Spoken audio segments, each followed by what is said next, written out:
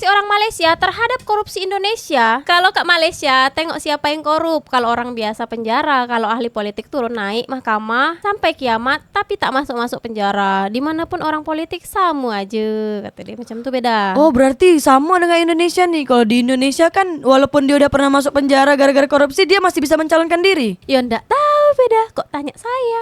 Terus keluar dari penjara rambut perang. Udahlah, warga Indonesia nikmati saja denda damai ala koruptor. Lahan basah banget ke jagungnya, makin menyala dah makelar kasus bagian korupsi buat deal-dealan angka, kata Rini AZ. Oh, berarti benar nih beda. Denda-denda damai itu akan dihitung secara tak kasat mata. Udahlah alang-alang berkelahi, bercekau, berbacok-bacok sampai bawa-bawa parang. Ujung-ujungnya konsep ini milik tanah Gusti. Kembali ke Allah. Kembali ke Allah. Ayo rajin-rajin korupsi ya pejabat, bisa bayar denda doang loh, gitu ya jadinya, kata Black Mamba. Iya, jadi itu sebuah solusi untuk pejabat yang korupsi.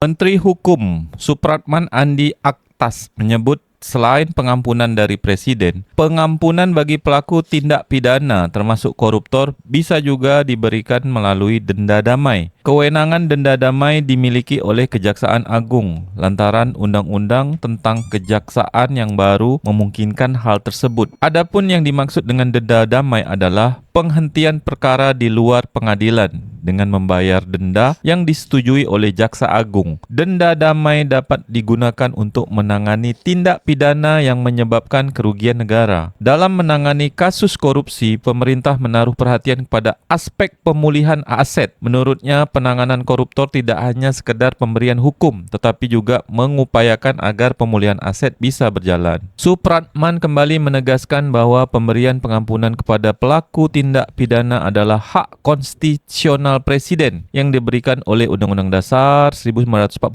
Namun, hal itu tidak berarti Presiden akan membiarkan pelaku tindak pidana korupsi bisa terbebas. Kumparan Jamal Ramadan. Tapi reaksi orang Malaysia terhadap korupsi Indonesia. Kalau ke Malaysia, tengok siapa yang korup. Kalau orang biasa penjara, kalau ahli politik turun naik mahkamah sampai kiamat, tapi tak masuk-masuk penjara. Dimanapun orang politik sama aja, kata dia. Macam tu beda. Oh, berarti sama dengan Indonesia nih. Kalau di Indonesia kan walaupun dia udah pernah masuk penjara gara-gara korupsi, dia masih bisa mencalonkan diri. Ya ndak tahu beda, kok tanya saya. Terus keluar dari penjara rambut perang. Nah, ini kabar gembira untuk koruptor-koruptor yang ada di Indonesia dan calon koruptor yang ada di Indonesia. Inilah motivasi-motivasi untuk para calon koruptor yang terjadi di dunia nyata. Siapa yang memberikan motivasi ini, Mbak Yu? Pemerintah Indonesia. Kalau misalnya kayak gini nih Mbak Yu, udah sedap dia, uang damai kan? Kata lain dari suap, uang damai.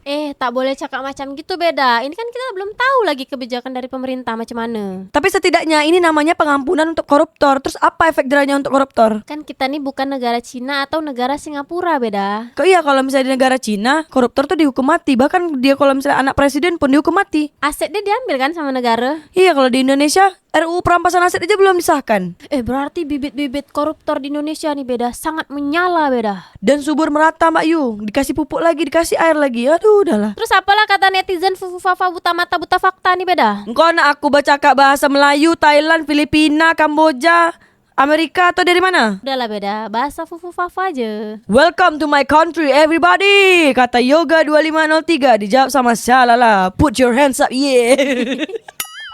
Terus dijawab sama Jono Siregar. Salah tuh tulisannya Kang, harusnya welcome to my country ala Mulyono Fems. Mulyono. Ya ndak tahu, kok tanya saya. Bubarkan fakultas hukum di setiap universitas, sudah tidak perlu lagi, kata Ori Firth. Dijawab sama Yoga Sfara, nggak usah belajar hukum di negara Konoha. Dijawab lagi sama Adi Nurrahman, seharusnya bubarkan saja fakultas hukum dan instansinya. Pakai hukum rimba kayaknya lebih adil. Buat korang warga Malaysia Singapura, koruptor di negara korang nih diampunkan tak? Kalau diampunkan coba komen ke bawah. Karena koruptor di Indonesia nih nak diampunkan kata dia. Berarti orang bebas untuk korupsi, kata Ardi WP96. Dijawab sama Deva Indra 504. Yang penting sopan lur, ntar kalau ketahuan korupsi biar vonisnya ringan. Dijawab lagi sama Denda SR, plus uangnya dibalikin biar aman, jadi jangan disimpan sendiri. Dijawab lagi sama Sunshine Me. Korupsi aja dulu, ntar kalau ketahuan yang ya damai aja, balikin. Besok coba lagi, siapa tahu lebih beruntung. Emangnya ale-ale, gosok coba lagi gitu. Kalau udah macam gitu prosedurnya beda. Koruptor tuh kan bisa dibayar dengan denda damai kan? Dah selesailah urusannya. Tak payah dihukum koruptor-koruptor tuh. Tutup cash. Abis dikejar sampai Antartika, ujung-ujungnya dimaafin. Ini konsep setia kawan apa gimana? Kata Aceng Mahmad. Ini supaya pemerintah tidak mengeluarkan uang untuk koruptor yang ada di dalam penjara. Tapi masalahnya ada tak enak ngaku Mbak Yu. Yang penting nih kan, koruptor kan denda damai beda. Boleh nggak Pak Xi Jinping kita naturalisasi agar Indo bisa masuk seperti Cina? Maju seperti Cina, kata MRDK WYN. Dijawab sama Endah Menikyu. Sama Kim Jong Un juga. Dijawab lagi sama Raka Zidan. Percuma karena banyak partai politik yang menjegalnya. Kalau negara punya satu partai tuh terus negara menganut sistem otoraksi, sistem pemerintahan di mana satu orang dan satu partai sang otokrat memiliki kekuasaan tertinggi baru bisa membabat habis koruptor. Udahlah, warga Indonesia nikmati saja denda damai ala koruptor. Lahan basah banget ke jagungnya, makin menyala dah makelar kasus bagian korupsi buat deal-dealan angka, kata Rini AZ. Oh, berarti benar nih beda. Denda-denda damai itu akan dihitung secara tak kasat mata. Berarti korupsi aja lah, kalau nggak ketahuan mah nikmatin aja. Kalau ketahuan tinggal minta ampun terus balikin. Oh indahnya negeriku menyala, kata Dewi Ratnasari. Majulah Singapura. Kalau di Singapura beda, engkau guna narkoba langsung dihukum gantung.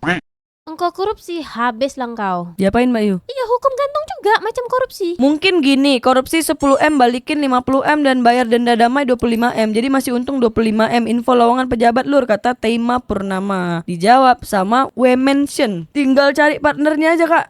Kalau engkau orang mau masuk dalam industri korupsi, engkau orang ada tak orang dalam? Jangan ngomong-ngomong korupsi dulu. Orang dalam adalah number one. Kan Jawa adalah kunci. Bukan. Intinya saat inilah kita bersatu buat menggulingkan anggota dewan dan pejabat negara serta mengepak hukum buat rakyat adilin. Kalau kayak gini, rakyat yang dimakan sama pejabat negara. Tapi kalau tidak kita lawan, mereka dengan makan mereka duluan buat diadilin. Serta sampai kapan rakyat terus-menerus diperah dan ditindas sama mereka, kata Vita DVJ. Ini Indonesia. Kalau engkau tak mau ikut aturan Indonesia, engkau keluar dari Indonesia. Hidup koruptor Indonesia. Ladang baru nih bos, senggol dong, kata Ukhahwal. Selamat untuk denda damai koruptor Indonesia. Wacana denda damai itu bisa memantik lebih banyak praktisi korupsi. Karena dengan denda damai maka perkaranya bisa beres. Misalnya korupsi 5M terus ketahuan, dimasukkan ke pengadilan, ditawar-tawar atau diatur sedemikian rupa biar diperkirakannya cuma 1M. Jadi yang perlu didamaikan dan dikembalikan hanya 1M. Hitung-hitungan aja, kata Danang Dewantoro. Engkau tak bisa bikin spekulasi macam kayak gitu. Indonesia itu negara hukum, produknya denda damai untuk koruptor. Penegak hukum di negeri sendiri emang agak lain semenjak Mulyono bangkit dari gorong-gorong. Fakta no debat, kata Frilia. Dijawab sama Zain Susi, Mulyono perusak semuanya. Dijawab lagi sama Syahri, WKWK no debat. Dijawab lagi sama Niel Safar. Benar saja zaman Mulyono muncul telah ternak-ternak buzzer yang memecah belah bangsa. Apalagi Kejagung makin mabuk, katanya. Mulyono. Yo ndak tahu kok tanya saya. Majulah Singapura. Hukum dipermainkan sesuka hati, tapi ingat, hukum Tuhan sangat pedih, tunggu aja, kata Ovik Rinaldi. Ini kasusnya macam yang parkir kemarin Mbak Yu, parkir liar dari oknum itu. Udahlah alang-alang berkelahi, bercekau, berbacok-bacok sampai bawa-bawa parang. Ujung-ujungnya konsep ini milik tanah Gusti.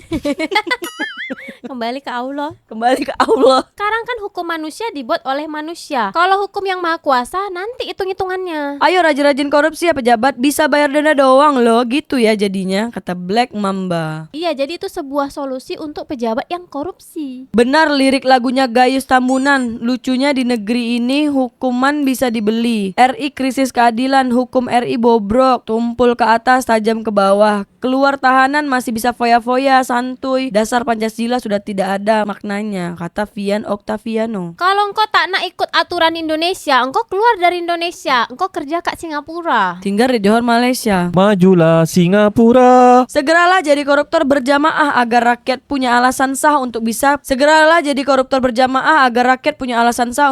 segera bergerak dan bertindak menegakkan hukum sesuai yang diinginkan rakyat, bukan penguasa Indonesia, kata Mbah Met. Mulyono.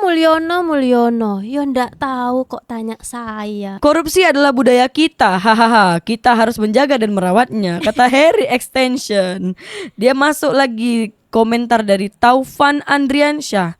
Masukkan cagar alam sekalian bang.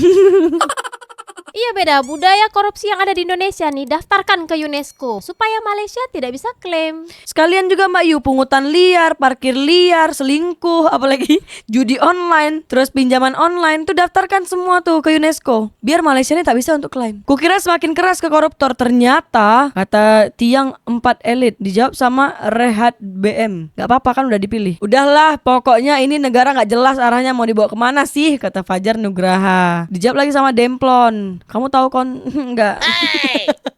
Ini udah bercarot dah nih. 58% kecewa pak, kata Keselamatan Keberuntungan. Jangan salah, kaum 58% ini yang membuat pajak jadi naik 12%. Mulyono. Yo ndak tahu kok tanya saya.